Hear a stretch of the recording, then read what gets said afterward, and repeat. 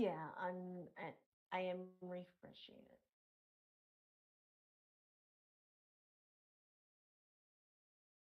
It's live for me.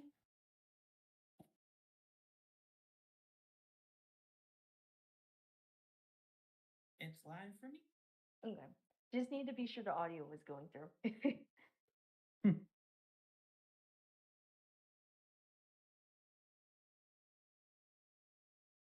Oh, okay. Awesome. Okay, it looks like we are live. All right. Welcome everyone to the seventh episode of Sonic Lore with Radar.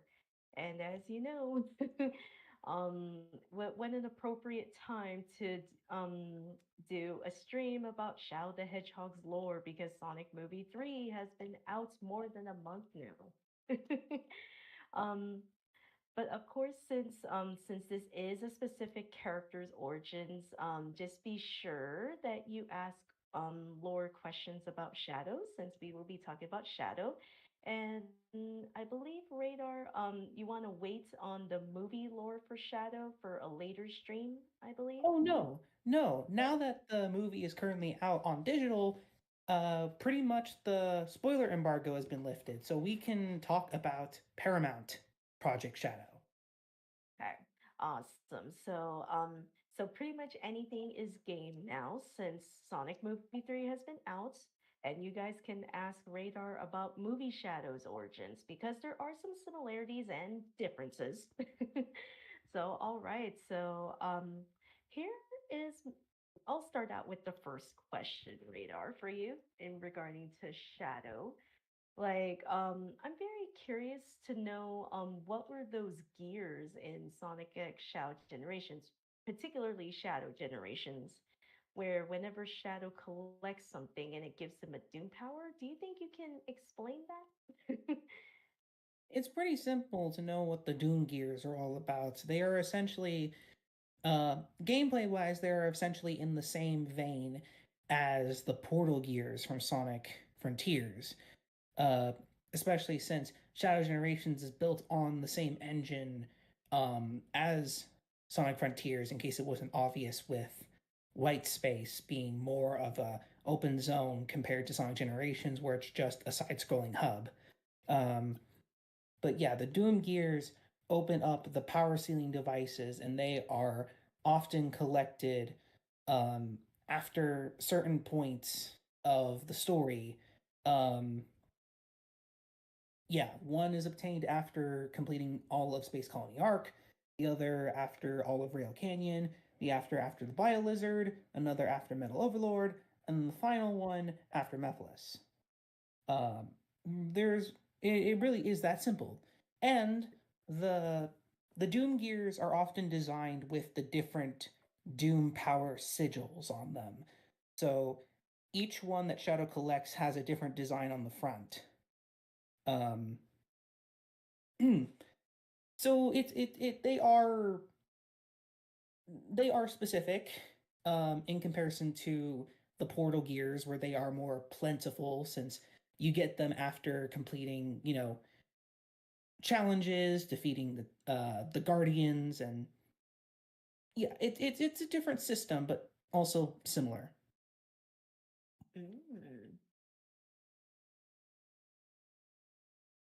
Mm, very interesting. That's really all there is to it. It's very easy to understand. What is the point of them? Um, well, it's to progress through the game. Um, Hmm. Yeah. Yeah, because I was just very curious, because all I know is that you're supposed to collect those and then you're supposed to gain a new Doom power from it, you know? It's kind of like when I first saw that when I was playing Shadow Generations, I was like, oh, okay, so this just he has to collect these in order to unlock more Doom powers. and and it's quite an interesting thing. I'll definitely say because it caught me off guard, but I enjoy the Doom powers. um, a lot of people have. mhm. I think the one that's really hard for me to control is like the doom surf because it's just automatic and it just makes you keep going even though you're not moving with the analog stick. So that's the only thing that's um Benny the Rhino guy here. Radar, would you like to answer this question even though it says who is the strongest rival in the Sonic games? I guess for Sonic? I'm not I'm not sure if that's relevant, but you could but I would say you can talk about, you know, the rivalry if you want. Hmm. I mean, to be fair, Sonic and Shadow's rivalry is something that can be discussed. Um, Mhm. the two have, and they have a whole episode on Tales 2 about the whole thing where they essentially, they have their differences, but they respect each other and what they're capable of. Um, Shadow sticks to his principles. Sonic is, he's just all about the flow of things. Yet they both will often come to the same conclusion whenever it's to stop a threat to the world, whether that be a hurtling space station heading towards Earth or the transformation of a metal rival. Um, the two, their their relationship is very unique. I say rivalry, yet it's very it's very common to see that Sonic and Shadow, they will often have a respect for each other, but their own way of doing things will often clash with each other. And yet, despite everything, it's just it's just a very special mutual agreement, I guess. I know there are a lot of other Sonic fans out there who are better at analyzing Sonic and Shadow. Um, but it's just very nice to comment about it. Like there is not one way to ever describe something as interesting as the relationship between Sonic and Shadow. And not in that way, fandom, mind you. We inside joke. um but it's always nice to see when they do show up and such. Like I know a lot of people's highlights when it comes to Sonic and Shadow, especially it comes from one storyline by the Sonic Channel team from Sega of Japan. Um, and that is a really good highlight when it comes. I mean, after all, that story was written by character supervisor Itaro Toyota. So really a lot a lot can be said about Sonic and Shadow, yet how to define it, it's a lot more unique than that. Just it's more than just rivalry. There's something special there. And the same can be said about Sonic's friends and even his even his enemies.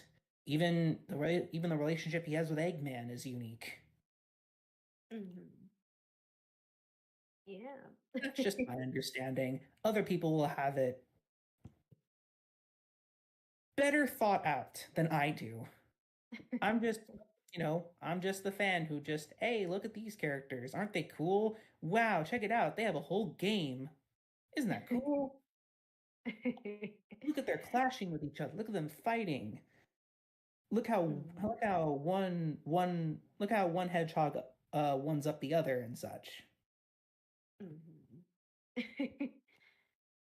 But what I find interesting is that in Sonic Movie 3, um, it was kind of like there is a difference between um, the way movie Sonic and movie Shadow interact versus the your game counterparts. So I find that very interesting, you know, because it's kind of more like because we all know Shadow wanted revenge, which is the same formula as the games. But meanwhile, in the movie Sonic can pretty much relate to Shadow's pain, and loss.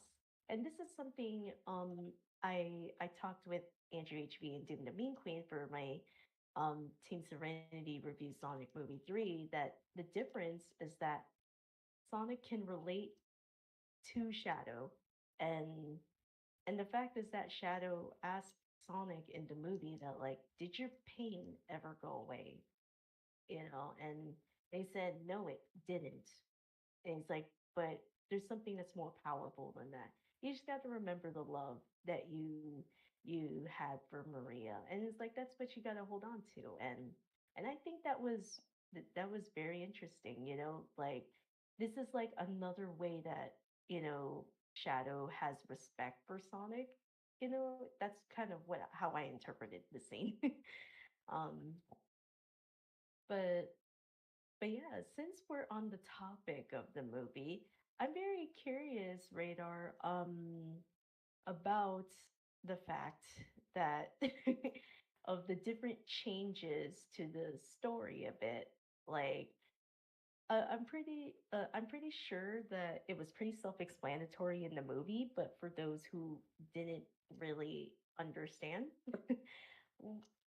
like, um, I'm very curious of what is your thoughts on, a little bit of change that Shadow in the movie is not an experiment, but actually came from a meteorite. Like, I'm very curious on your thoughts on that, Radar, from that change instead of him being like artificially created, you know. It's to make it make sense, within the real world continuity. And Mm-hmm. I think that is definitely the most interesting way and can set up a lot of things in the future for Paramount Sonic. Like, I know some people pointed it out as like, wait a second, Shadow arrived on Earth from a comet, a Mm-hmm. black comet, if you will. And Mm-hmm. you know and how Shadow and Maria are having that talk is like, one of this wherever Shadow came from space, and yet Shadow doesn't know. As like, ho ho ho, if they set this up, we know exactly where he comes from. um and yeah, it's like, and it also makes sense because, like, Sonic, Tails, and Knuckles, they came from other planets. Makes sense that Shadow came from one too. And with the extra context that we know that it's possible that, he's not just an alien in comparison to Sonic, Tails, and Knuckles. We know exactly what Shadow's all about if they do take this route with him in the future. Like, if they were to, like, bring up the Black Arms in the movies, it would make sense with the context of what they've been doing with the characters in the movies. Um, and then, yeah, he's not a artificial experiment. We do see him as, from what we can tell, anyways, here in the movies, is that he is an organic alien life form, as opposed to having been created with different DNAs, and uh, him being experimented in the games came from him being born on the Ark. Well, Mm-hmm. we don't have the Ark; we just have the Eclipse cannon as a space station. Um, Mm-hmm. so it really makes sense to have, like, the shadow base. Apparently, that's what Jeff Fowler calls it. The base where him and Maria lived. It's like it makes sense to have him live there on Earth, and then yeah, and then I thought, I mean, yeah, there's still similarities to everything, like him having bonded with Maria during his time with her, and um, I will say the different tragedies in how losing Maria went. Um, I do feel like with the way they did it in the movies, it's like you do get to see a lot more of Shadow having spent time with Maria, where in the game's continuity we get like these little bits and pieces. So, like, we get like the text from Maria when she's talking to Shadow in White Space, or Dark Beginnings as context, or another example is the Sonic pics, where we get to see these moments of life in Sonic's world. And, there's little parts here and there of, Shadow having spent time with Maria, gazing at the stars, um, learning and taking classes and such. Like, we only get these little moments as opposed to um, seeing like everything that they got to do together. Like, there's still in the games, there's still so much more to see about what Shadow did with Maria during their time up in space. With the movies, I think it's very clear that yeah, you know that's what they did. We got to see that, and we got to see all the events leading up to the Shadow Base fall, and I have an appreciation for both Hmm. because it fits with the context of how the characters are in their respective worlds. Um, I know I'm not supposed to get too opinionated on the show. I'm supposed to be asking questions, but it's like this is the first time I'm actually like sharing my thoughts when it comes to the movies. Hmm. Um, and I just like Shadow the Hedgehog, man. Who doesn't? We all agree. We all love Shadow the Hedgehog. I hope Yeah. so. I don't see any other questions in the chat, but here is my next one. Um, I'm very curious. Like in Shadow Generations, in the hub world, that's what I'll call it. I don't know. Like I know there was like a dialogue that Professor Gerald says about why Shadow is able to see like places he hasn't seen yet because Generations takes place before, it takes place before Forces and Frontiers because we get literally a Forces stage and a Frontier stage in Shadow Generations. And and I know it was pretty vague with Professor Gerald saying, "Oh, you're seeing places you haven't seen yet." And I'm pretty I'm kind of wondering why is that though? Like if you could kind of explain it a little bit more, Radar. Yes, I can. So it's pretty much in the same vein as to how Crisis City came back in Sonic Generations, is that echoes of the past and the future have pretty much been brought to white space because of the Time Eater, because of the time anomaly and such. Hmm. Um, in the cases for these future events, it is rather interesting because, like, well, hey, it's time travel. We're not just going back to past locations. We're seeing, future events as well. And Gerald isn't the only one to acknowledge this.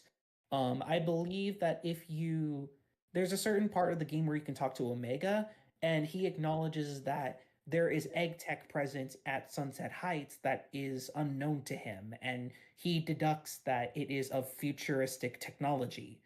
Um, so Gerald isn't the only one to comment on that in particular. Um, so yeah, Sunset Heights is a level from Sonic Forces. It is the war-torn city on South Island during the events of Forces. And by that time in Generations, it's not none of that has happened yet.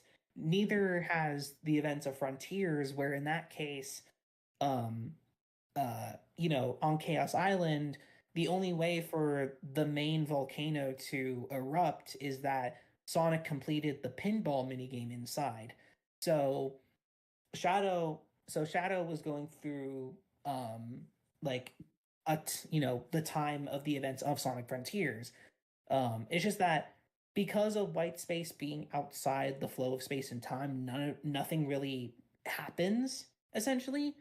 It's Hmm. just more or less the fact that hey, they you know there's the speed of the hedgehogs is restoring space-time to how everything is, and then once white space base once the time eater loses its control to white space and is defeated, those locations go back to their original times. Because when Sonic goes through Green Hill, it's from the events of Sonic 1, Chemical Plant Sonic 2, etc. um and I know I've spoken a lot about this when it comes to like how the time travel works and like, hey, why is Shadow in Sunset Heights when, he was there during Forces? Like, wouldn't this like contradict something? And not really. Not if you think about it hard enough like I have. Mm. So think of it this way. I know some people were upset that we didn't get an infinite boss fight because Sunset Heights is here. Like people would have thought it's like, oh, I hope we get to fight infinite. If we're doing time travel, then we might as well like fight bosses from the future and such. And that is where the problem lies. Because Shadow's actions and forces are what leads to infinite becoming infinite. Remember in episode Shadow, before he took on the masked persona, um, you know, Shadow had beaten him that easily after defeating the Jackal Squad, and it was from that point on that to prove that Infinite wasn't weak, he'd take the mask, assume his new persona, and as well as utilize the power of the Phantom Ruby prototypes that Eggman was making, the finalized version of the prototypes. If Shadow were to have if Shadow were to have met Infinite there in Generations, then there would be a contradiction. Again, the yeah, Shadow met him and then beat him, and then though that is what led to everything happening the way it did in Forces. So if it were so with it just being Sunset Heights that Shadow goes through, it's like, okay, Shadow knows that Eggman's robots terrorize a town. It's just that he doesn't know how it's going to happen. Mm. All we know is that it happens at some point. So, Mm. the Badniks, the Death Egg robots, and the city being, devastated and everything, that would all be familiar to Shadow. But Mm. again, he doesn't know that it's his own actions that lead up to this, aside from the fact that Infinite willingly joins Eggman, um, as we see in the prequel comics. And then as for Chaos Island, I've got nothing. Like, to be honest, Shadow just Shadow just goes there. Like he in Sonic Frontiers' story, there's no in like well, again, just because the characters go through just because Shadow's going through Chaos Island, like when Sonic's there, as the volcano erupts, that doesn't mean that Shadow was there during Frontiers. It's just it's just a piece of the timeline that Shadow went through. And then Mm. when Sonic Frontiers happens, Shadow isn't there. So Shadow has been to the Starfall Islands, but hasn't actually been there. And Mm. him being there doesn't really affect anything. Um, like everything that happens in Sonic Frontiers happens the way it does. Same thing with Forces. It's just Mm. that it has this new profound context that, oh, this looks familiar to Shadow, and hey, Chaos Island, huh? What a familiar name. Like unless we do get something in the future that calls back to this, I think it's best to just leave it as that. Excuse me. It's better to just leave it as is. That's pretty much how it is for Shadow. It's just that the whole relationship with Sunset Heights is a little bit more. It's a little Yeah. bit more. It's more of a stacked example in comparison to Chaos Island, where it doesn't really have much to offer. Yeah. Well, Um, not like that, but like, uh, you know what I mean. yeah, yeah, I understand. Yeah, because it's like you said, because since Sonic Generations takes place before Forces, you know, Sunset Heights is a very vital place to Shadow. I would say because of the fact that re- because as you know, if you've seen the cutscene when Sonic confronts like a fake Shadow, a clone Shadow, that's Hmm. the Phantom Ruby, he rescues Sonic at that point. So I would say maybe that's why Sunset Heights was there, but it's like you said, Shadow has no idea he's the one who his actions caused, you know, what happened to Sunset Heights. It's like you said, he's unaware that he's kind of like he's kind of the cause. you Not know? entirely the cause, but he is a big factor into Yeah. why. Again, Infinite joined up with Eggman in the Forces prequel comics, and a lot of it is because, well, Shadow defeated his squad and beat him. So like I feel, things would have been different if, like maybe things would have been different if the Jackal Squad were still alive, or if, if Infinite was able to put up a fight against Shadow and wasn't, scarred. But yeah, like it's a factor. It's part of the problem. Yeah. Yeah, for sure. Like, yeah, I kind of feel like, maybe, just maybe just a simple reason because it has chaos, in the name. I guess that's why they put a frontier stage, even though, like, in terms of story wise, it wouldn't make sense. But, but, but I I would say think that. it's yeah. Um excuse me. I think it's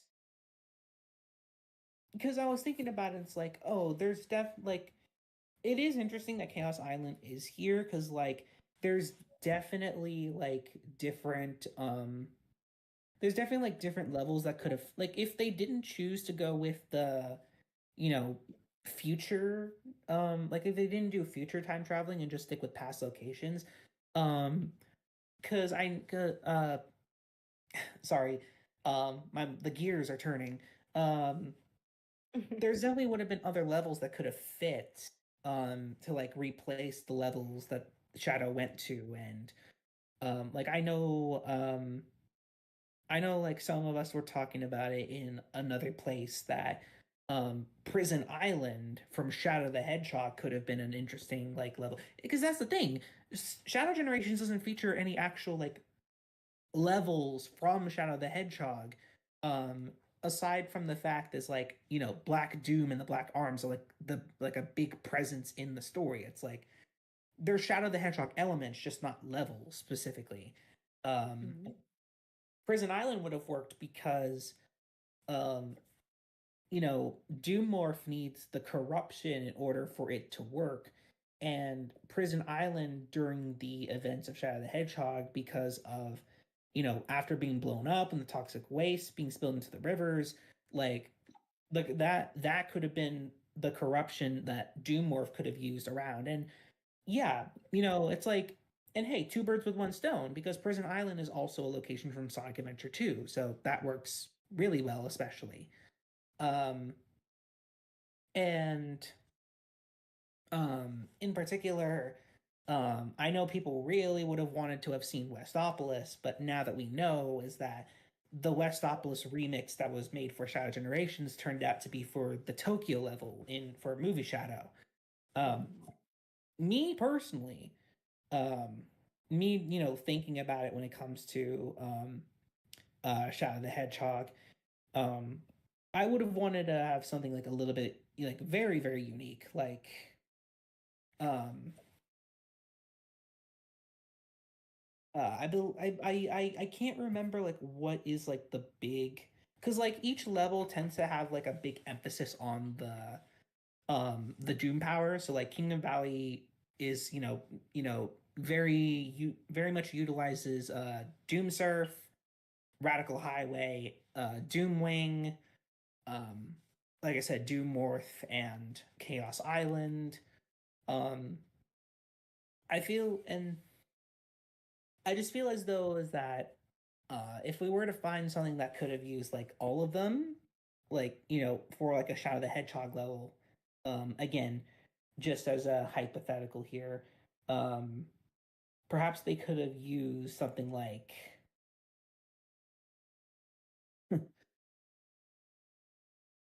I'm trying to think, like, oh gosh, there's too many Shadow the Hedgehog levels. I could never like. Oh, that's what we were talking about. Yeah.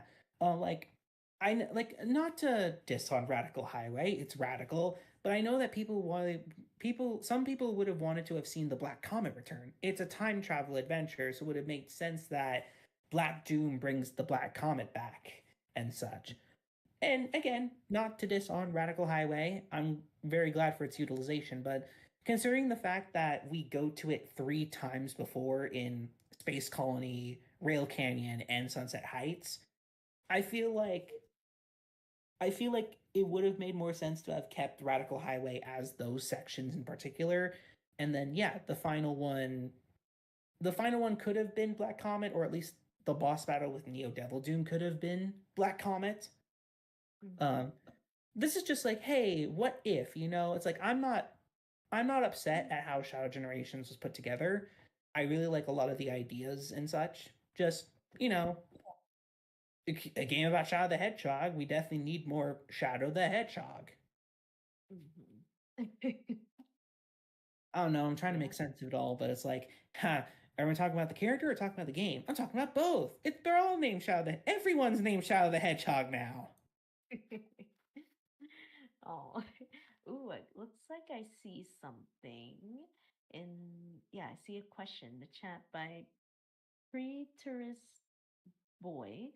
What do you think of movie Gun's contradictory origins? Sonic 2 has it formed after San Francisco, but the Knuckles show says it was a nameless shadow ops group under Ivo, and then there's Sonic 3.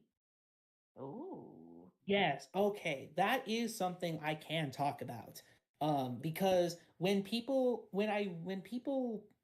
was bringing it up, it was like, "Oh yeah, like this is why because even though the show happened, there's a reason why like there was an emphasis on the fact that the Knuckles show would have been important like before Sonic 3 came out and such. Yeah.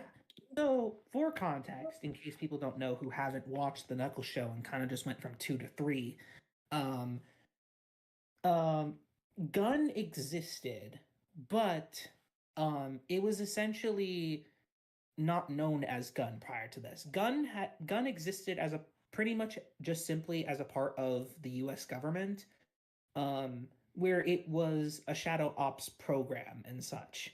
And according to the buyer, who was the main villain of the Knuckles show, he's the guy who requires Knuckles' quills to power his own machinery and such.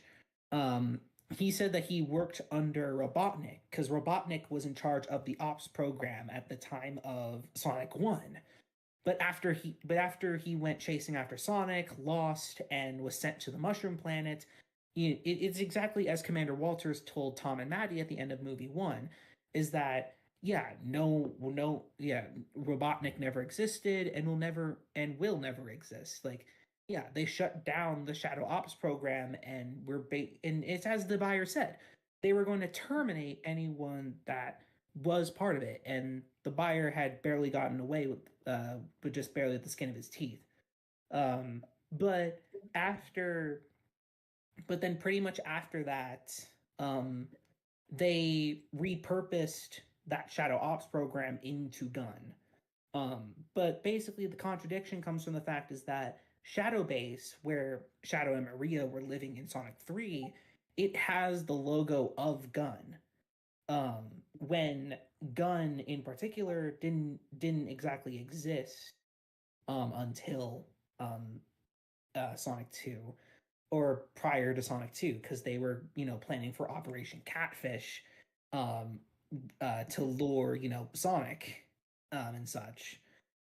It's just that they could probably like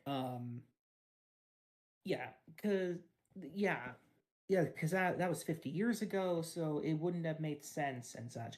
Again, at the time of Project Shadow in Paramount, it would have just been the Shadow Ops program as part of the US military. And okay, so technically, yes, they have the giant G logo for gun. Um, just, well, they could possibly hand wave it. Like, they could say, oh no, that just as stupid as it sounds, it's just oh, it just stands for government. Because like, yeah, yeah, it really just was, a U.S. military base, and it's like, okay, sure, why not? I guess.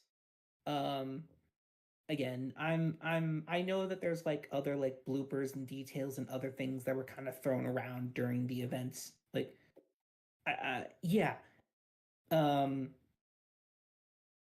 yeah, it has gun sigil and such, and Shadow seemed to have known about Gunn after he had escaped from Prison Island, as his conversation with Team Sonic goes and such. Is like, you jumped out of a gun helicopter. There's nothing to talk about. So like, I again, it could just be a hand wave. It's like, oh, it's just G for government. It's like it really is nothing. But like, like going into like really into it, you just gotta like, again, I'm not Jeff Fowler or Tyson Hess or anyone else. It's just kind of something that, if it gets glossed over, if they kind of like, if they try to patch it up in the future, it's like, it's fine. It's whatever. Like, it's like, even if it's just this little bit of a slight contradiction, it's not going to harm your experience about the movie. If you liked Shadow the Hedgehog in the movie, then you like Shadow the Hedgehog in the movie. Um, it's just that, yeah, the Knuckles show pretty much put in those pieces to like explain some of the things about Gun going into three. Um, it's just, you know, not every wire can be put back where it was. Sometimes the blue will accidentally go to the yellow.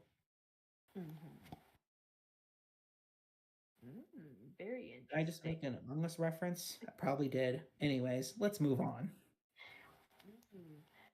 I'm very curious, right? I know, you know how like we all know that Shadow in the game, um, whenever he uses his Chaos Spear and Chaos Control, um, he always says it, but in the movie, he actually doesn't do it by he doesn't actually say it. He actually just does it. So I'm very curious as to is does movie Shadow he doesn't need to say anything, when he uses his attacks, I'm presuming. Because that's what I'm getting. Um It's because you're because thinking of Chaos Control, right? yeah, like he just teleports, and I don't know if that's something different or if it's still the same thing. It's like because it's very unclear, if you know what I mean. Like we can tell which one's Chaos Spear, during that when they're fighting the robots in space, right? It's like we can tell that's Chaos Spear, but it's very interesting that people have pointed out that movie Shadow never says his attacks, which is interesting. It's a little bit different in comparison to Game Shadow, and in particular when it comes to his teleporting, yeah, he doesn't he doesn't use much of, yeah. So the short range teleporting in comparison to Chaos Control, that is different. So what Shadow has different abilities innate to him, but some of them he needs to use a Chaos Emerald in order to use. We're talking about Game Shadow right now, and we'll go Mhm. into the comparison with Movie Shadow. So Shadow's own abilities, his own Chaos Energy abilities that he has, like that he can do on his own, consist of Chaos Spear, and then there's Chaos Snap, which is the short range. I don't have to yell Chaos Control teleporting. That is his homing attack. That is pretty much what he does in numerous games, such as, and shot, uh, especially in Sonic 06. Yeah, you see him teleporting and going into White Acropolis. After, in the beginning of his story. Um, and then those being need to use for a Chaos Emerald, yeah, it consists of like, Chaos Blast is one, and then Chaos Control, which he does need to use a Chaos Emerald for. In the movies, he does Chaos Snap. he doesn't necessarily, and to be fair, he doesn't really yell Chaos Snap as compared to like Chaos Spear, Chaos Control. Like he doesn't do that for Snap. It's just him teleporting, and that's exactly what he does in the movies as well. Um, However, I can't exactly think of another time where he does like a long range teleportation. Because Mm-hmm. like, unless someone were to like point it out in the chat room, then I can try to explain it from there. But yeah, heck, he doesn't even really use chaos control in Yeah. the movies. Yeah. Um, which I was I should have I should have expected that, but I didn't expect that at the same time. I was not expecting that. But I was expecting not to expect anything, so it doesn't count. But at the same time, I feel like, oh, wait, or maybe because again, the movies don't always add up to the game, so perhaps movie Shadow's Chaos Snap is Chaos Control, and he doesn't need to use a Chaos Emerald. Um, Again, it's not even referred to as Chaos Control in the first place, so it's like, yeah. Um, I will say at least that I think it was brought up to me somewhere else, but like when Eggman transformed with the Master Emerald in Sonic 2, he technically used Chaos Control to go Mm-hmm. from the labyrinth back to Green Hill. Mm-hmm. So yeah, it's yeah. It's like the movies won't always use the same rules. And Mm-hmm. yeah, that is pretty much that. Yeah, like I just found that very interesting when I watched the movie.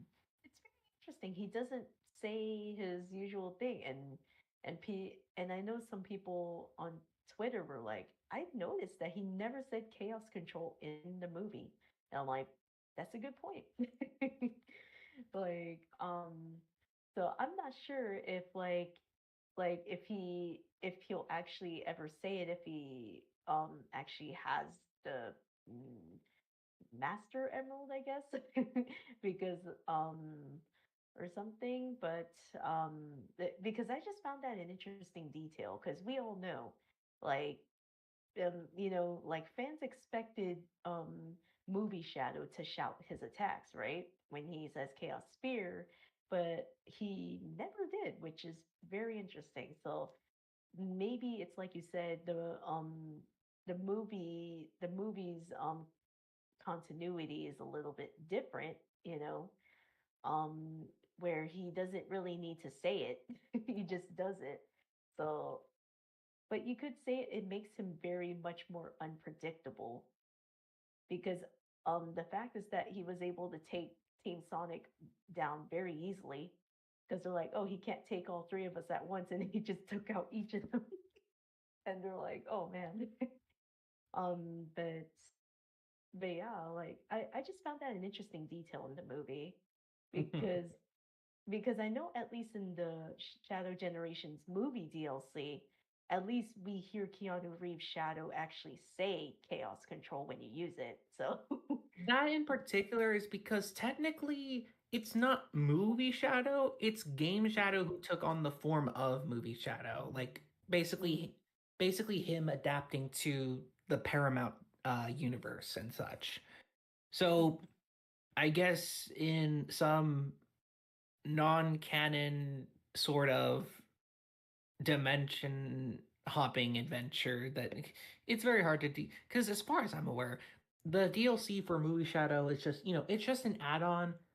It's not mhm, really it's not canon to either the games or the movies. It's just something that happens off to the side where mhm, like I guess in one universe there's two shadows present. I don't mhm. really know. I really don't know. It just yeah. Yeah. Yeah, yeah, like for sure. I think it's that's like probably for the time being into because I'm not sure if this is a thing that's gonna in the movie continuity if movie Shadow is never gonna say like chaos control or well we'll just have to wait and see because I know people pointed this out when they first saw the movie and I'm like and when I was watching the movie I'm like Oh, that's interesting. He never even said chaos spear or chaos control, so I was like, that's interesting. um, but um, but yeah.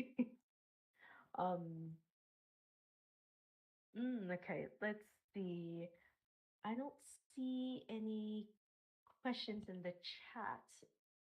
I don't see any new questions in the chat, but I would say my next question um regarding Shadow the Hedgehog is um I'm very curious because I know that we have Abraham Towers, right, in the game's continuity. Hmm. And then we have Commander Walters in the movie.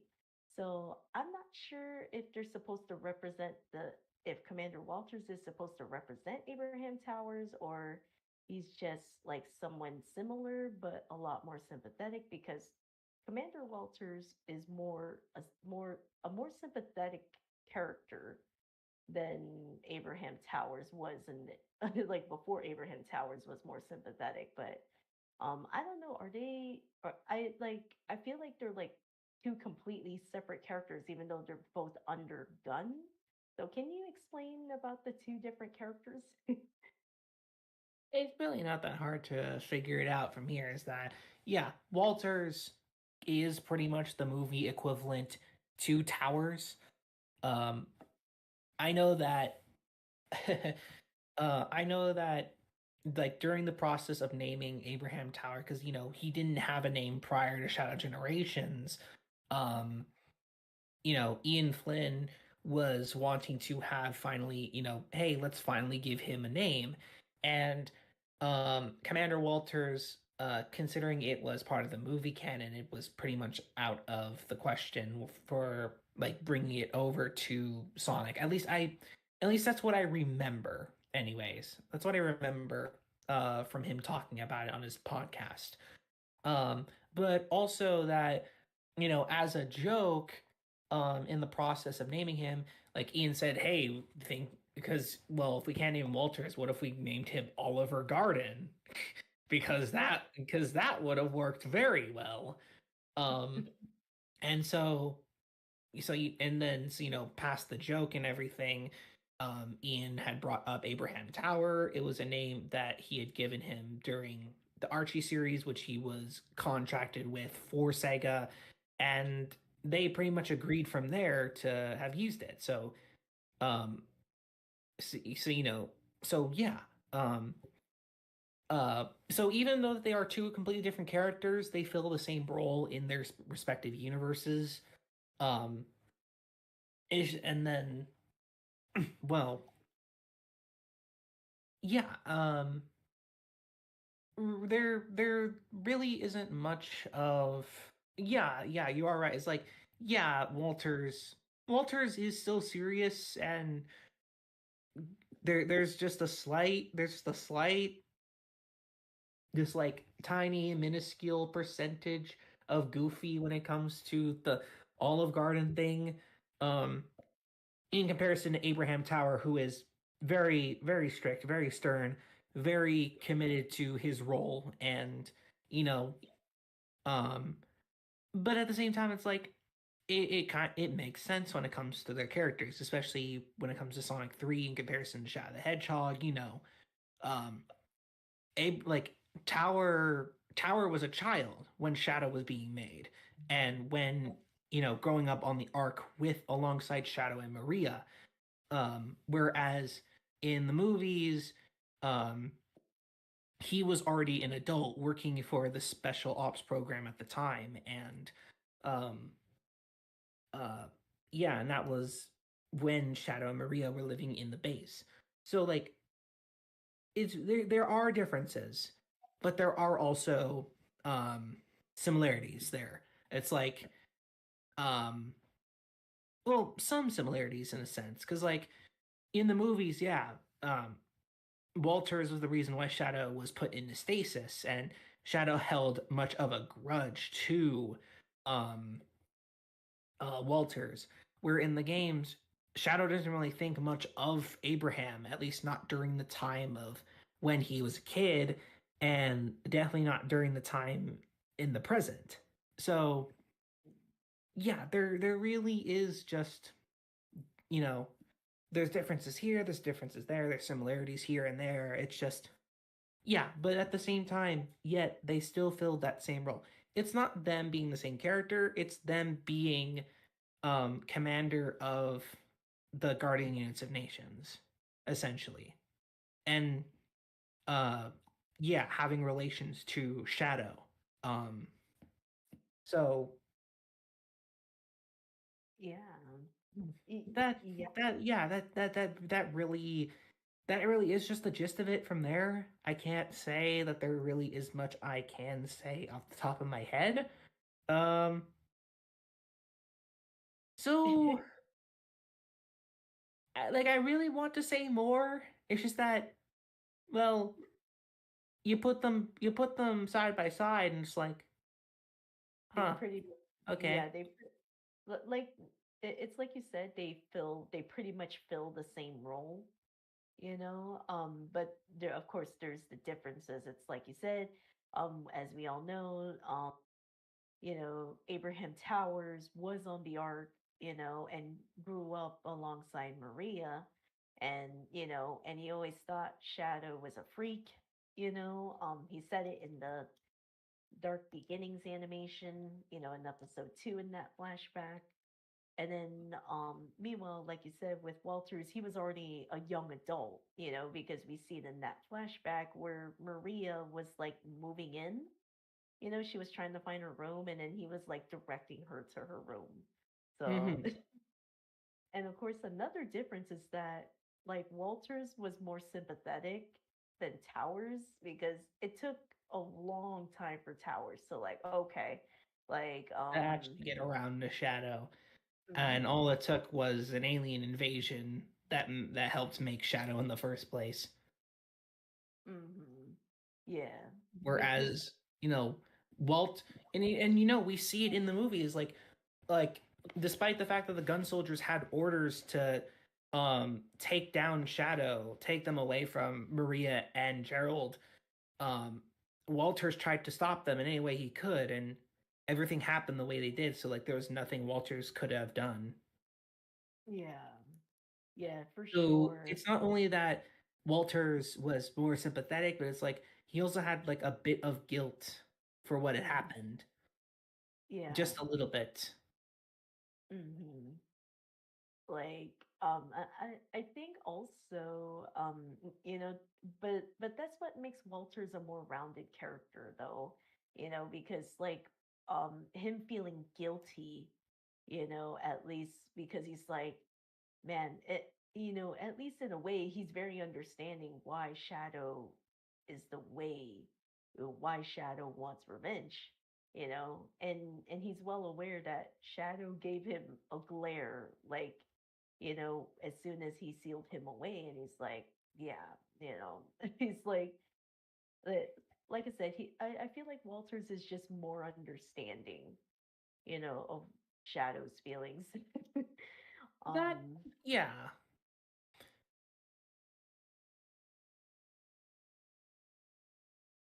ooh, Oh, okay, I so, see a friend of oh, mine on there. Hi, Scripps. yeah, so yeah, I'll definitely read what Scripps put. Because Gerald did not create Shadow in the movie canon, what are your theories on Shadow's origins? Ooh, We did talk it's a like, little bit about this earlier, didn't we, right? yeah, yeah, we Yeah, did. just a little bit cuz we were like yeah. So there's no doubt about it that Shadow, because yeah, like I'd mentioned earlier, is that Shadow arrived on Earth from a comet, and as many as like a bunch of people had pointed out, is like Shadow arrived on a comet, a black comet. Oh, so and since Shadow, like in comparison to the games, like Shadow's not an artificially, genetic hedgehog. He is an organic alien life form, more than likely, descending of. The reason why he looks like a hedgehog, not really sure, but we know is that with him already being an alien, just like Sonic, Tails, and Knuckles in the context of the movies, it's not impossible with the fact that he is, he has black arms in him. It would not be impossible. Like if all the if all the anthropomorphic animals like are being compared like whew, gotta stop tripping over my words like that, if if they are all of them being of different origins from different planets and not from Earth in comparison to how the games are, it's like, yeah, like it's not impossible that the black arms exist out there in space and Shadow had come from wherever they're from in space. Um and um I could be wrong. Especially, and now that I remember it, I know that there are also some people who had mentioned it before. Is that like at the if some people recall in the Knuckles show, um, though, excuse me, sorry about that.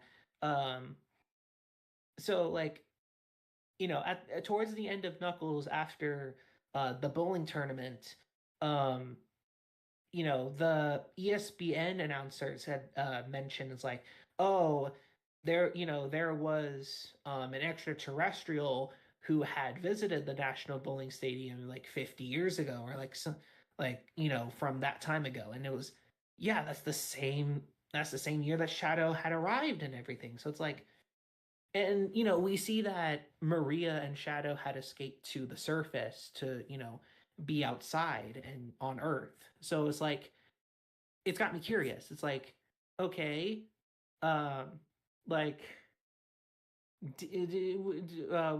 would it be said that Shadow, like, did Maria and Shadow go to see a bowling tournament when they were still around, um, or is like, did like another alien similar to Shadow arrive on Earth as well that we have not met before? Because otherwise, because it's like I feel like it's just more or less Shadow because I don't know why I'm going off of this tangent. It's probably because oh, I just remembered about this. I just remembered that, um, yeah. Yeah, no, I'm remembering a lot of other things, yeah. Um, it's like, it's just that I'm trying to remember exactly what they said because I'm not sure. Um, uh, trying, like, of course, everything comes back to me when it comes to the movies, but when it comes to the Knuckles show, it's like, I'm probably the only one who like paid attention to like all the little details, but like how, what to what um what do I it's Knuckles. What else do I say, The soundtrack's great though, I'll say that. Uh Oh, but like, back to oh no, what were you gonna say, Leah? go ahead. It's like no, back at the task at hand, yeah. It all the rest of the characters, Sonic, Tails, and Knuckles, they're all aliens. It makes sense that Shadow's an alien first and foremost, but he's not artificially created on the Ark like he is in the games. He is just an organic alien life form, as far as we know. And he does come from space. More than likely, wherever wherever if the Black Arms do end up coming to the movies, to the Paramount universe.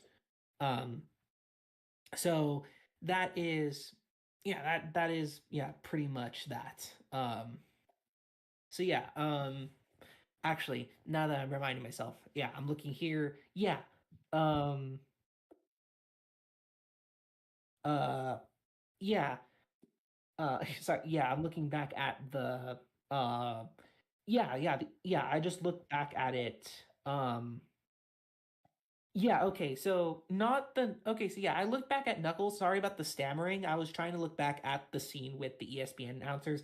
Yeah, so it wasn't the National Bowling Stadium itself, but it was the championships, the tournament itself that in the 1974 tourney an extraterrestrial had visited um Yeah, and they mentioned I don't think he was red. So yeah, wherever the 1974 bull, because yeah, that is 50 years ago from 2024. So if it is true, it's that Maria and Shadow snuck off to go see the 1974 bowling tournament. Um, so yeah, I was thinking of it right. It's just not the same place where it was, not Reno or anything. Um, Shadow will have respect for the Whipple family because Maria loved watching them bowl. Oh, I think I saw like a post like saying, "Oh, Shadow got to meet Grandpa Whipple." It's like, ah, oh, imagine, just imagine. I hope I see fan art now. I like I really, really hope I see fan art of that. I'm surprised I haven't so far, and it's been a year? No, no, it's not been a year since. No, it's not been a year since Knuckles. Knuckles came out in April, I believe. Yeah. Um, wow, I can't believe I got a Knuckles TV show for my birthday last year. What could I possibly get this year? I can't wait to find out. Oh dear God, I'm gonna be 20. Anyways, we should probably move on. Leah, do you have another question? Ah, yes, I do. I was very, you could say I was like, I was wondering about, when Shadow Generation starts, when Shadow was on the space colony arc, he could clearly see the distortion already happening before the Time Eater came and took. Mhm. So I'm kind of like wondering, I know Black Doom also said, he said, oh, it's because of this time anomaly, it accelerated. So can you explain that a bit? Like it accelerated his return, or is it accelerated? I was a little bit confused at that part. It accelerated his plans to return. Because Mm, as we know at the ending of Dark Beginnings, Black Doom was basically healing from the events of Shadow the Hedgehog. Because the Black Arms are a hive mind. mm, And so as and as some people may have pointed out, it's like, are you kidding me? They forgot this? Like out of all the things they could have forgotten, like during the raid, it was this is the fact that a lone Death Leech was that the possibly the same Death Leech that was seen in episode 2 that we saw. How Shadow and Maria are talking about, oh, where he comes from and such. It's like, um, what I've yeah. The Death Leech was left behind after the raid in the biologics lab. And after the events of Shadow the Hedgehog, that Death Leech would grow in the arc and become Black Doom again through the hive mind. Um, mm, it's just that um it's just that because of the Time Eater, it accelerated his return. He he wasn't expecting it, but he healed faster because of the stop in space and time. And he still had his there was still Doom's eye. Because yeah, that all of that was because of his like illusionary powers, in effect, like because that affects Shadow in a way. So um it's not so the distortion in the arc was there because of Black Doom, and then uh the Time Eater came around, and then Black Doom would have gotten back to his full form, and then took advantage of the Time Eater in order to revive the Black Arms again. Like, mm. he defeated him once, but they're coming back, and yeah. All I have to say is, way to go, Eggman. uh I find it Way. very interesting that, oh wow, nice going, Eggman. Uh, but also the fact is like, wow, can you believe that him and his grandfather were in the same spot, but Eggman was too caught up in trying to take over the world and everything. It's just Oh well. Hmm. Yeah, like it's just very interesting to think about, you know. Uh-huh. Um, but I found it very like I just found it very interesting. It's like you said, it's like, oh my gosh, Eggman, you could have met your grandfather if you weren't so focused on. Which I But which I guess is not really much of a bad thing. It's just uh it's just like, after SA2, it's like, after, realizing that, you know, what his grandfather did with the Ark and trying to plummet it towards Earth, it's like, Eggman probably still has some mixed feelings about his grandfather, but he still holds him in a high regard, taking Tails Tube into account. Um, mm, just yeah. I do feel like, oh wow, completely missed getting to meet his grandfather again, but to be fair, it's fine because you know even if Generations does take place prior to Forces and Frontiers, we at least know what happens to Eggman, and it's fine. It's fine. He gets to meet his own. He gets to meet his younger self. So what's that? What else, huh? yeah. I don't know. I am here trying to s- sympathize for Eggman. He didn't get to meet his grandfather, even though he idolized him before, but now he has mixed feelings. It's just, Hmm. what am I talking about? Hey, chat, how you guys doing? Oh, hi, Angie. How are you? Haha. But I also like to talk about the you know, uh, like we all know here that both Gerald and Maria meant a lot to Shadow because they're both of them are equally as important to Shadow's backstory and tragic events. But what Mm-hmm. I found interesting in the movie is that they changed it up where it was Maria who died and Gerald was actually kept alive for for for so many years. And I think it was explained that the reason Gerald stayed alive, even though he's pretty old, is because of Shadow's quill. So does does movie Shadow's quill have some sort of I guess some property in it that helped him sustain his life for a long time? I'm very curious about that because I know people were pointing that out or something. It's the chaos energy. It's kind of the reason why the Eggman only ever touched the tips of the end of the quills because that much energy is just, well, shocking. Um, but yeah, I think I know that it was. I know that it was talked about in interviews that it was pretty much cut from the movie, but it's still like alluded to that the quills do pretty much like they have kept Gerald around for that long, and perhaps the chaos energy is also the reason why he's even, just taking the Jim Carrey out of the equation here.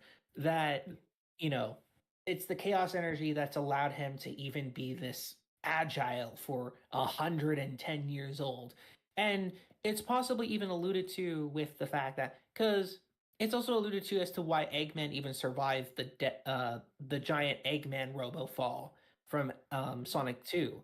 Like how he was even able to survive that, it could have been because of the quills. I know that there is deleted scenes from the digital release of Sonic 3 that they cut a part of the movie that would have explained like, oh, we would have actually saw Stone saving Robotnik from the debris of the robot. Um and um that's the reason why Stone was disguised as a gun soldier at the end of Sonic 2. But we didn't exactly get that, and we just see is like, oh, he's back, he's in the Mecha Crab, and he's been with Stone for that long while.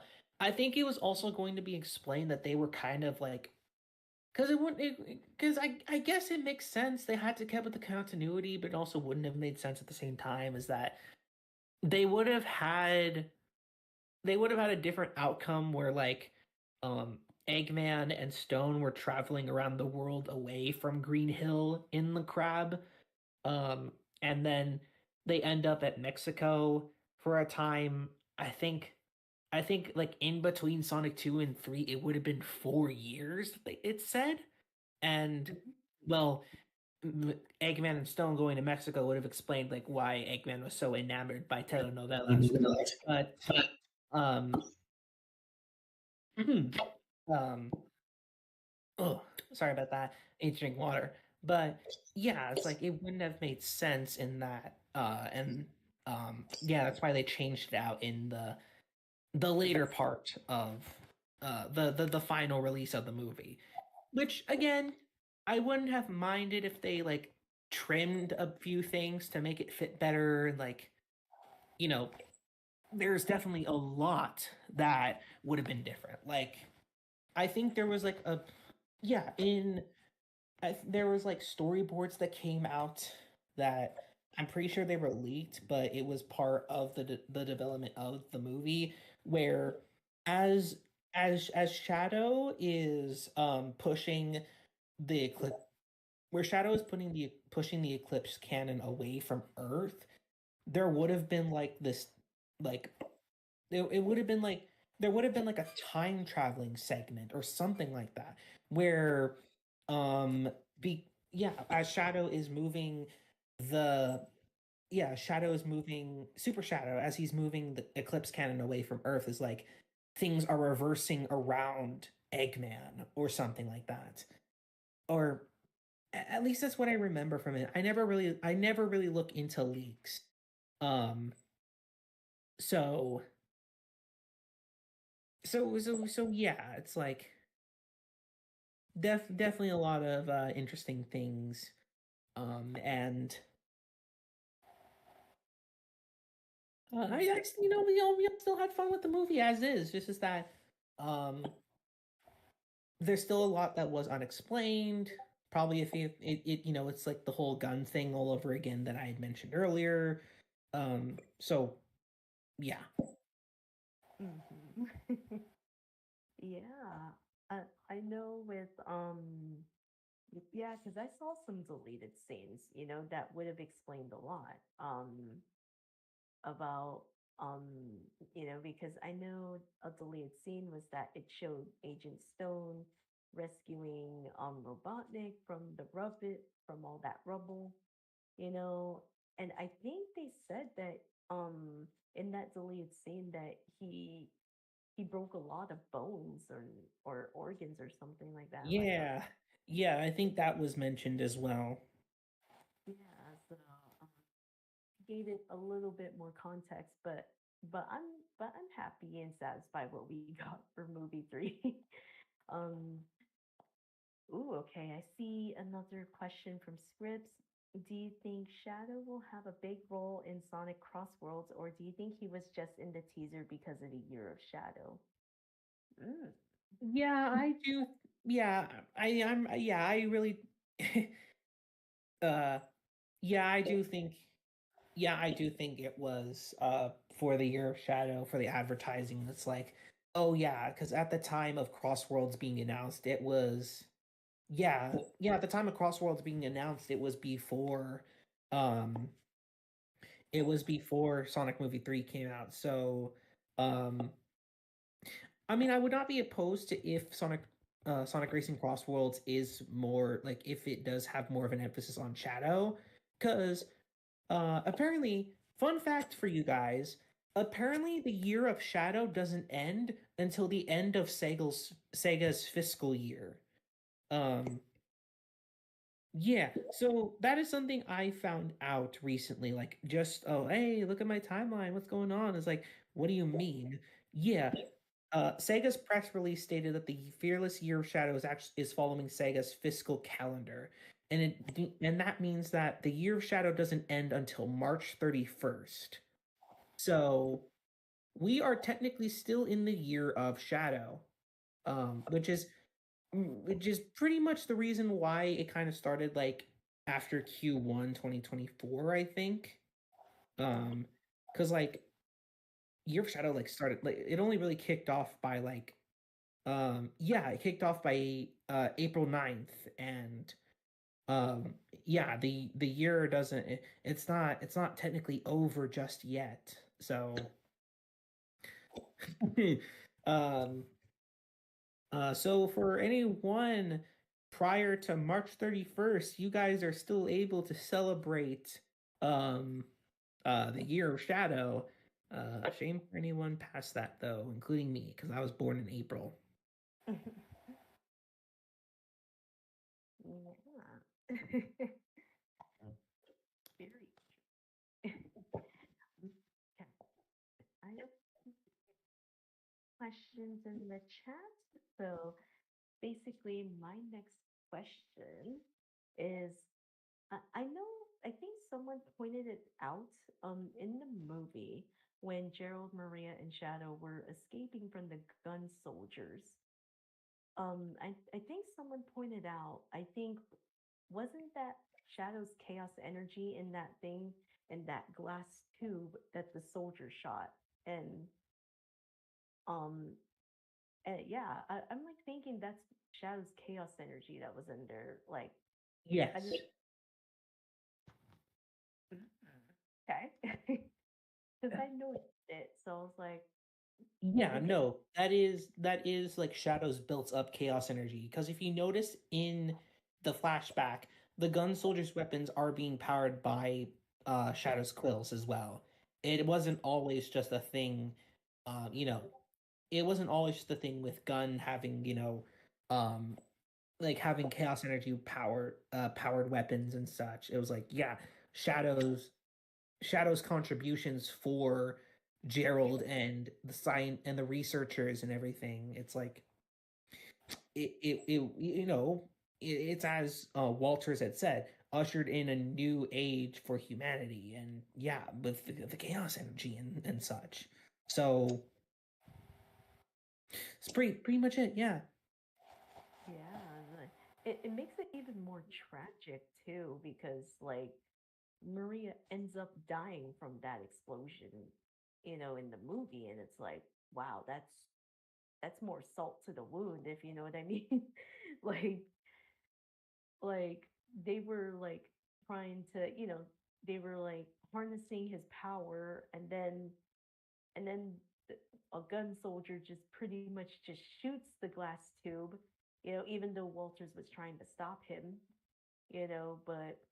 but that makes it even more tragic, in a way, because meanwhile, in the game counterpart, Maria was shot, right? But it wasn't powered by Shadow's chaos energy, so I was like, it was just a yeah, straight up gun. yeah. So What can I say? yeah, I was like, wow, she ended up dying from literally Shadow's chaos energy, and like, Um, yeah, you take that into account, it is just really sad. Um, mhm.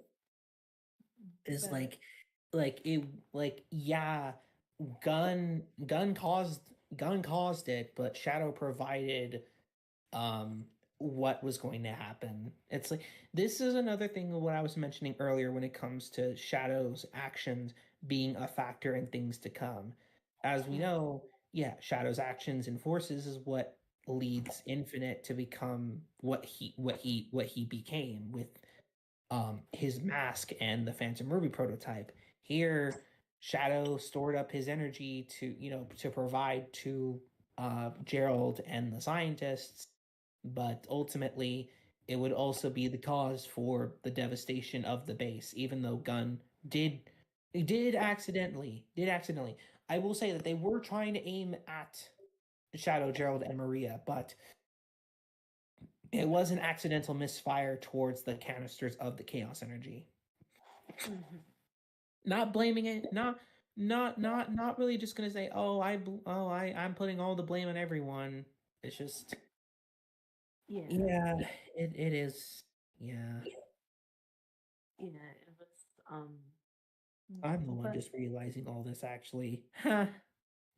but it actually makes sense in the context of the film because at least it's like you said they were harnessing Shadow's chaos energy. Um, Yes. so it makes a lot of sense. They're like, oh, let's test it out, right? Yes, Like it all is to be, you know, in in context, better context to the movies. And that is not necessarily a bad thing. It's like, how do we make this work after having done the stories of Sonic 1 and Sonic 2 while bringing in all of these different elements into our universe? And from what it was worth, I feel like it was still it still is impactful for either older Sonic fans who love the heck out of Sonic Adventure 2 or for newer fans who are getting into the series. mhm. Um, Yeah. it's pretty much the same way how I felt with the way they utilized the gun hunters. If you guys don't know who the gun hunters are, they are the bipedal mechanoid robots that Gun uses in the games. The the mecha robots with the gun arms and such. Um, uh, they are mainly seen in Space Colony Arc and such. Um, um, like the way that they were used for as defenses for the Eclipse cannon. Gosh, that is so cool the way they did that. Um, I I really couldn't have thought of a better way they could have done so, but yeah, that was yeah, really neat stuff. Yeah, like oh, what I also found interesting is that I know this is kind of going into more of Gerald's character, but Gerald is still a very important vital character to Shadow's story. Um I know with the fact that I know it was kind of mentioned in the egg memos a bit. Um and and of course then a bit in Shadow Generations that um what was it? Okay. I know Egg and like Eggman or Robotnik in the movies pretty much kind of had like he didn't really, you could say his family relationships is like well, especially in the movie because Robotnik in the movie literally said, I didn't have any relatives or family at all. So, um, so and they kind of showed similarities that also Eggman, like he literally said in one of his memos in the Egg memo in Frontiers, he literally said that I didn't know Maria personally, you know. But meanwhile in the movie, it's very clear that Maria was more of like the favorite grandchild. So, um, Yeah, and I honestly, you compare that to this in the movies, and wow, there are really big similarities. Because, like, yeah, in the games, like, because yeah, Maria was born before Eggman was at the time, and when and when when Ivo was born, and when he was little, it was like yeah, Maria had already passed, and like wow, so much love for someone who's gone when Ivo was right there. It's like it is yeah, Maria this and Maria that, and like Ivo was just there, like he never knew him. It's like he has a resentment over the fact that Maria was always thought of like so positively because she had passed away. And then you see this here with Gerald saying, Robotnik finally has a family member in his life. He has his grandfather, and like he has someone who cares for him in this world now, at least what he thought of at the time. And then when Gerald says, "Oh, Ivo, you're not Maria," like like God, it's just man, it is mhm. like Another thing I'm just realizing now, you put that into my perspective, it's like, oh my gosh, there's similarities to this. So yeah, like I didn't think about it in that way before. It was like, wow, like even in the movies, it's like Maria is still, but in the case of the movies, it was seen as a negative that Gerald was going all of this way to destroy the Earth because Maria was taken from him. You know, it's in the context of the fact that it's in one world where Gerald and Maria were gone, and then one world where Maria's was gone, where only Mm, Maria was gone. So mm, like, Gerald's plan was being enacted thanks to Shadow. Because remember, in the games, Gerald tampers with Shadow's mind, you know, and um Shadow's memories and mind is tampered with from Gerald before he gets executed by Gunn to carry out his plans once he gets reawoken by whoever finds his journal, and that leads into SA2. Post mortem, Shadow enacts Gerald's plan, and in the movies, Gerald is enacting it by all on him, all on his self, because he's still there, and yeah, it is just really interesting. It's like despite the differences, it is very interesting. Like mm. wow. Yeah. I know like the difference is that we all know in the game canon, Maria was sick with an illness. So that's why Gerald had to put all of his energy into finding a cure for Maria. Like we clearly see it in the Shadow Generations cutscene where we kind of get more context of why he was paying more attention to Maria. At least it's like, oh, it's like my granddaughter is suffering from an illness. It's like, and he said, I can better monitor her on the space colony Earth.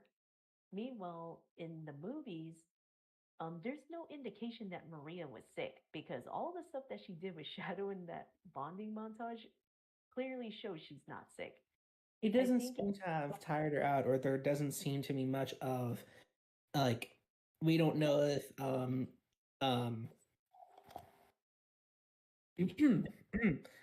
sorry, haha, gotta love having water. Yeah, we don't necessarily know if native immunodeficiency syndrome was is in the Paramount universe. I'm assuming that they could have tried to put something in there, but it's like, yeah, I am. I think now that I think about it, I should probably go and check out like it's the commentary. Yeah, it's the commentary with Jeff Fowler, I'm pretty sure, in the digital release of Sonic 3. I would like to go over that and see like what he says. I think is Ben in it? I could have sworn I saw a clip of Ben Shorts also commenting on it as well, but I'll have to take a look at that. But yeah. Um yeah. yeah, Um yeah, it's just very interesting because I'm pretty sure it's like because from what we can see, she hasn't shown that, that she was sick. So and then I think people interpret it as, oh, Maria was just Gerald's favorite grandchild, the golden child, you know. And I think it's because of that specific line where he says, "You're no Maria," right? Like mhm. it clearly shows his favoritism in the movie. But meanwhile, Gerald had a good reason to put all his energy and focus on Maria, because she was actually sick, and Mhm. when a person is sick, especially with an illness or medical condition, you have to put all your energy onto that. Um, but I found that very interesting that, like, yeah, I think Maria was just his favorite grandchild, because I think according to, I think Walters, he said, oh, the professor always brings her with him wherever he goes. That's what I believe what Walter said in the movie when he was younger. Yeah. Ooh, we got a question down there. Hello, Autoblaze. I know you. Let's see here. Well, I got a game verse question for later. If the fan theory about Professor Tori is true, that she could possibly be Maria's sister, do you think Sonic Team might make Shadow meet her in the future? Okay, so Hmm. that is a popular theory that came up when Shadow Generations was coming out, and then all of this stuff came out for Sonic 3, and then yeah. So for context, in case a lot of you who don't know, who don't watch the Tails Tube episodes, in the very first episode of Tails Tube, there was a part where Tails was mentioning how, life in Sonic's world works, how essentially the anthropomorphic animals and the humans all live together on the same planet, where on the continents is where the humans mostly populate, and the islands, so like South Island, sorry, I almost said Angel Island. Only Knuckles lives there. Uh, South Island, West Side Island, the North Star Islands. Yeah, a lot of those in particular. Those are where the animals mostly populate. Um, and so when Tails is bringing up the humans for examples, we saw a lot of characters from Sonic Unleashed, except for one who was in the background next to, I think, Professor Pickle, and she was a character who had a different art style in comparison to the other Unleashed humans. She looked more like Yuji Uekawa's artwork, who, if you guys don't know who Yuji Uekawa is, man, you clearly are new fans. Which isn't a bad thing, but you should definitely learn more about those who work with Sonic Team. Um, Yuji Uekawa is like one of the main artists for Sonic the Hedgehog, since Adventure. And people were speculating as if we'd ever get to know about this woman. Like, gosh, it was teased to like almost 3 years ago, and like people were asking like Ian Flynn, like, who is this girl? What is she all about? What's going on? It's like all Ian could say is that he knows, but all he could drop was his infamous hashtag knowing smile, which, yeah, he knows what she's going to be about, but he can't say anything until like, oh, we're ready to like say something. Um, and we would not know anything until Sonic 3. It had been almost near 2 years. I think, yeah, exactly 2 years that we would yeah, get anything out of this new character. And it would be because there was a billboard in Shibuya with when Shadow and Knuckles start to engage in fighting, and you can see, oh my gosh, it's her. It's it's the character. She's on the billboard. What is she doing in Sonic 3 of all things? In the movie? And we would not only be able to get a piece of like dialogue text in Japanese, but we'd also get a date that said 12/30/24. And going into that, we'd find out, oh, that's the 30th of December. I feel like they're going to announce something once the movie's out. However, nothing really came, except for the fact that a lot of people did translate her name. Um, People were able to find out her name in the Japanese text on the billboard, and we would be able to get a name called Professor Tori. And coincidentally, going off of Japanese translations of Gerald's journal from Shadow Generations, Professor Tori is the one who sent the note to Abraham Tower about the journal in the first pages. She is the gun agent that works in archival and requisitions. She was the one who retrieved. She was the one in the department that retrieved the journal for Abraham Tower, and and then by the time New Year's came along, we found out. Oh shoot! This is it. It was a brand new Tales tube, and it would be the New Year's episode. And in Tales's lab, in Tales's laboratory, we'd see a book. We'd see a book there on his table, and wouldn't you know it? then there's the girl again. There's Tori again, and um, yeah, as it turns out, it's a nickname. Her full name is Professor Victoria.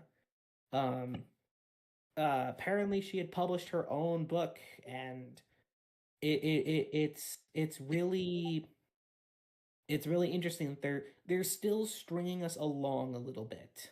They're still stringing us along as like who she is and if we'll ever know more. But we know her name. We know what her relationship is in the world of Sonic. Point is, will we get to see more?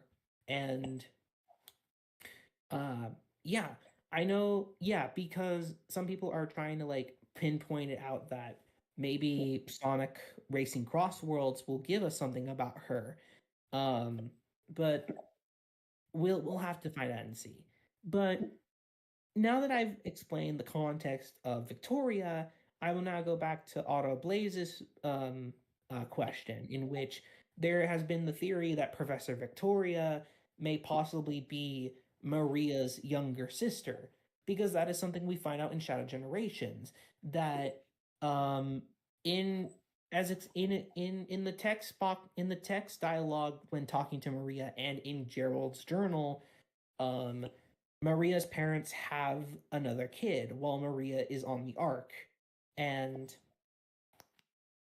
considering the fact that Maria was already um yeah, it's like, oh, people were trying to put those pieces together. It's like, oh, this could be like Maria's sister like years later, like in the current context. We don't exactly have that confirmation yet, but we just don't know exactly what she's all about. All we know is that Victoria had relationships with Gunn, and that she like published her own book. She's a professor as well. And I know that people were also pointing it out is that her clothes look something of like what an archaeologist would wear.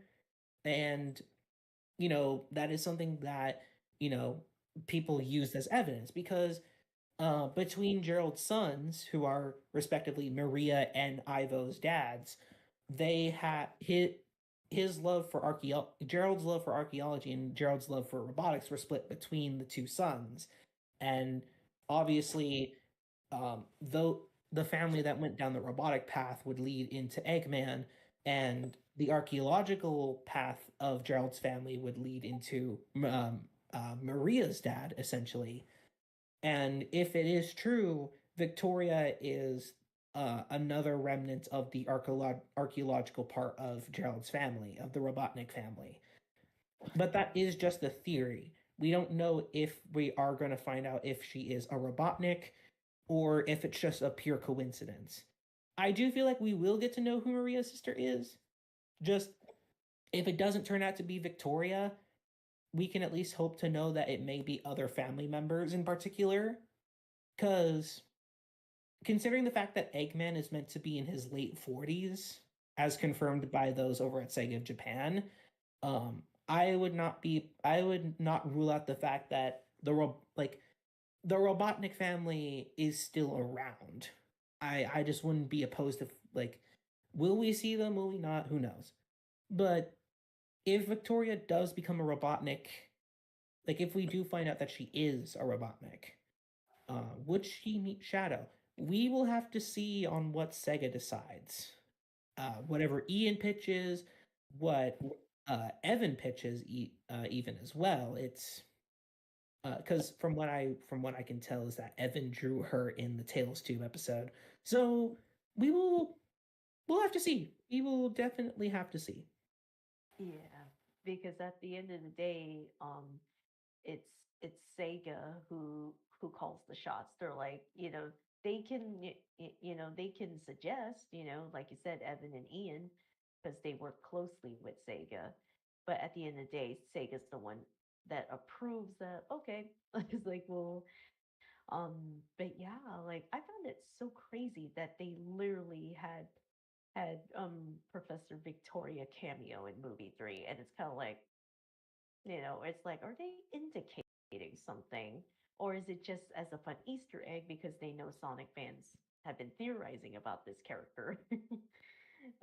So I always found that interesting about Professor Tori or Professor Victoria. um, but but yeah, I think maybe we can answer maybe you can answer two more questions. I would say because we have like 10. Yeah, trying to just yeah, trying to squeeze in for the time here. Let's Mm, let's uh, see. I don't seem there doesn't seem to be anything in the chat. So, do you have a last question you'd like to ask, Leah? yes. I'm there. I know with the um with uh, because I know I'm going back to Shadow Generations. Like um, I know but I'm just very curious. You know, with each of the boss gates, were they considered like more or less like a test? You know, for Shadow by Black Doom, you know, because like it kind of sounds like every time Shadow got like a new Doom power, you know, like by the time he gets the wings, he's like saying, um, like when before you know, that cutscene, he's like, now you are perfected. So I'm kind of like thinking, were the boss gates kind of like um a test, you know, for Shadow, you know, to face each of them as a way to have him have Shadow grow stronger. I'm Well, very yes, curious. that well, yeah, yes, that is the whole point. It is as Gerald speaks to Shadow about it, it's that um yeah, whereas he grows in power, whereas Shadow goes in power, so does Black Doom, because they are connected by blood, and such. And yeah, with that being the case, where Shadow was able to evolve with his Doom powers, that in turn allowed Black Doom to evolve into Neo Devil Doom. And once Black Doom was able, and once Black Doom is, yeah, once, because what else did Gerald say? He will either take over your he will either take over your mind and make you his ultimate weapon, or take over your body and become reborn in you. Yeah. So so like once like he had his hands on Shadow, it would have either been one of the two. But either way, Shadow was at full power with these new with Morph, with Surf, with Spear, with Blast, with all of them. And so with that, um Neo Devil Doom would have just been I'm gonna do the joke chat. He would have been the devil incarnate. As if he wasn't already. Ha Mm. ha ha ha ha. So I'm presuming that all of these boss gates, it's like these are all you know, they're like maybe Black Doom's like, I need to pit him against very powerful foes. You know, Mm. I'm kind of like thinking that's what Black Doom's intention was. Like, I need to gather like foes that are, you know, that are pretty powerful, and it will help strengthen Shadow. Um, that's what I got out of it, but I'm not sure if that's correct or not. Hmm.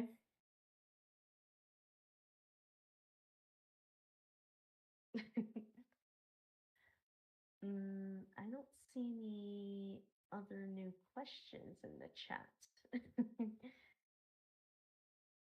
Okay, so do you want me to just ask the last question then, since I don't see any? You have one last question? I will be happy to answer it. Okay. So, could you like, was there any new information in Gerald's journal that you caught on, you know, that was fairly new to you? You know, it could be about like if there was any new stuff about Shadow, during his time when he was doing that research, or um because I know if you actually got the what was it? Which edition was it that you actually get like a physical copy, I guess, The day in one edition of Shadow Generations. yes, like was there any information about Shadow that was new, when that you've noticed at least in the journal or Anything new in particular about Shadow specifically? yeah. Well, a lot of,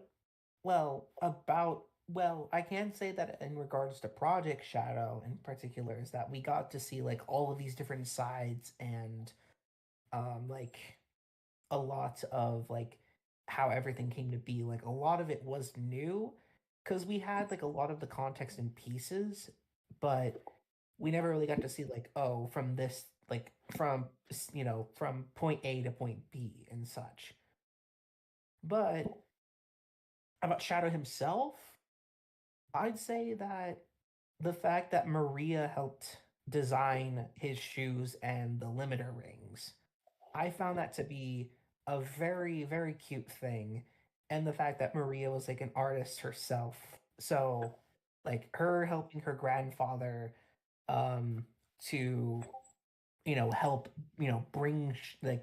bring in Shadow's design and such. It's like that the fact that Maria had like a helping hand in it, it's like it shows how much of the fact that she is like connected to him.